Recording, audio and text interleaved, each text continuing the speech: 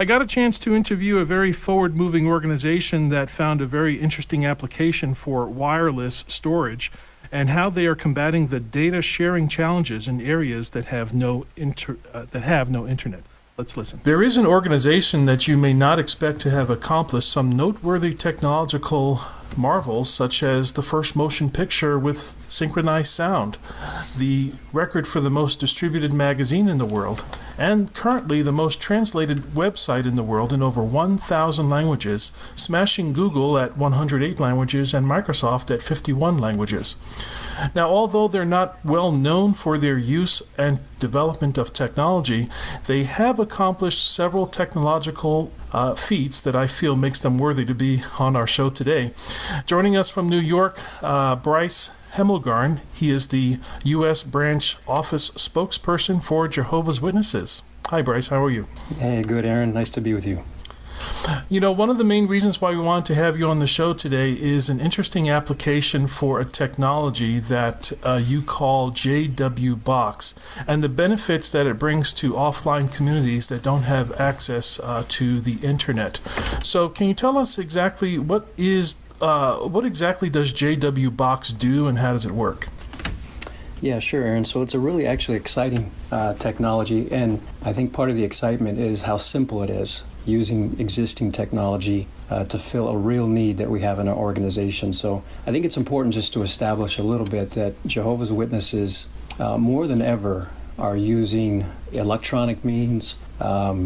We're using video format to bring the positive message that is found in the Bible to people all across the globe. So that's kind of our principle of why we turn to technology to make that happen. So the JW Box is just a small electronic device about the size of your palm, relatively inexpensive, that can be preloaded with material. In this case, it's loaded with scriptural content, literature, video from the branch office within a particular country of Jehovah's Witnesses. And then it can be sent, it can be mailed to a remote location.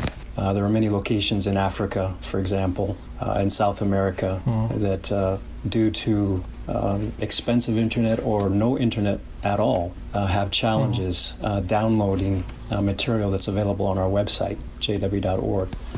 So to fill that need, a JW Box is sent, for example, to a particular congregation, and then it can be connected to an external battery source to power it. And then those with devices can download the content that was preloaded on that and have it on their phone or their tablet for their personal use in their own homes with their families. So it's a simple solution. It's relatively inexpensive. It's a quick startup time, and it can be the technology can be taught pretty quickly to somebody. Okay, so again, there's a box. It's about the size of your hand. It's electronic. It can be battery powered or powered with some other source. And how exactly does so it has information in it. So what would someone have to do to get information out of this box? So the box comes coupled with a router and then some software that was designed by Jehovah's Witnesses. So that's included on every box. So when the box is sent to these remote locations, essentially it becomes like its own hotspot. So it doesn't rely or internet is not necessary for it to operate. So those in the congregation can perhaps come to the Kingdom Hall or a location and connect directly using that local hotspot and download the content right onto their phone or their tablet. So it's quick and easy, and it's a nice solution. And it uses Wi-Fi, right? Yeah, correct. It uses Wi-Fi. Okay. Now, the interesting thing about it is just, a little bit about where technology in the world is. SpaceX, Tesla, Elon Musk, they're trying to develop similar technologies to accomplish the same goal of getting more people access to resources online. It seems that Jehovah's Witnesses already have a working model principle for their people. So this is a little bit, I don't want to say ahead of its time, because the technology is about 7 years old. old, and basically this device is what's called wireless storage. So it seems that you guys have repurposed a wireless storage device that's like off the shelf. And, you can buy similar types of devices, with off the shelf, settings. But you've made a very interesting application to allowing a wireless storage to be used in some of these third world countries and other places that lack the infrastructure or even the cost advantage of people even having internet.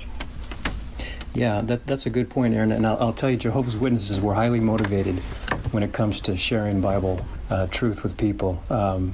There's a scripture in Acts chapter 1, verse 8, where Jesus actually commanded and prophesied that speaking to his followers, that you will be witnesses of me in the most distant parts of the earth. So that's a command that witnesses take very seriously. And back then, to the most distant part of the earth. Yes. So that's what this JW box is actually doing. It is allowing people to have access to the internet to very distant areas that there is no infrastructure yet, or it's just not cost effective. That's right, and it's a solution that can be handled on a branch level within a country. So wherever there's challenges to download content because of that prohibitive cost for the internet or no internet at all, this is just such a nice solution for our brothers and sisters in countries like that. Okay. Are these devices programmable in that, so if it's a wireless storage device, could someone reprogram it, or do they all come from the branch? Or can, if there's later content or other information that needs to be updated or spread to some of these areas, can someone take that to an area physically where internet does exist, load whatever data onto this storage, and then bring it back to their congregation or their village, and then share it from there? Is that possible?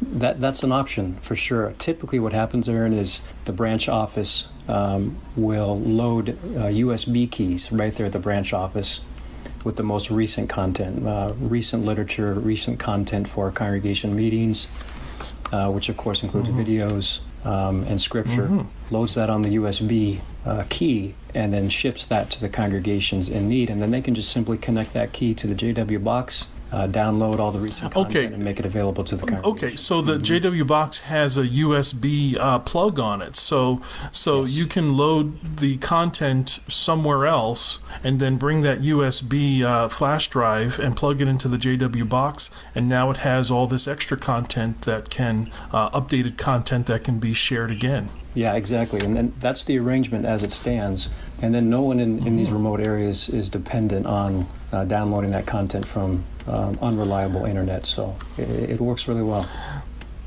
Okay, one last question for you, Bryce. What other technologies are Jehovah's Witnesses working on right now? Well, I think you mentioned something in your introduction that I'd like to highlight is our translation work.